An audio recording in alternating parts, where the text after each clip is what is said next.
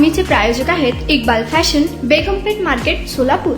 अंजनगाव खोलापा तालुका माढा येथील वीज पडून बाळासाहेब माणिक पाटील या शेतकऱ्याचा मृत्यू झाला असून 2 महिला जखमी झाल्या आहेत। अंजनगाव खेलोबा येथील बाळासाहेब पाटील हे वस्तीवर शेतामध्ये काम करत असताना सोमवारी दुपारी 5च्या सुमारास अचानक वीज कोसळली। बाळासाहेब पाटील यांच्या अंगावर वीज पडल्याने ते जागेवरच ठार झाले।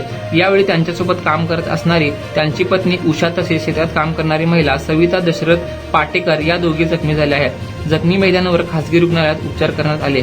पाटील यांच्या शेतात असलेल्या गायी ही वीज पडल्याने मेली आहे। बाळासाहेब पाटील यांच्या मृत्यूबद्दल अंजनगाव परिसरातून हळहळ व्यक्त केली जात आहे।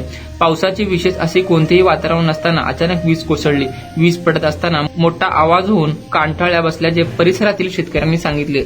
तुम्हाला पाहिजे एक उत्तम विवाह कलेक्शनचा अनुभव? सोलापूरमध्ये एकाच ठिकाणी सर्व काही मिळायला हवंय।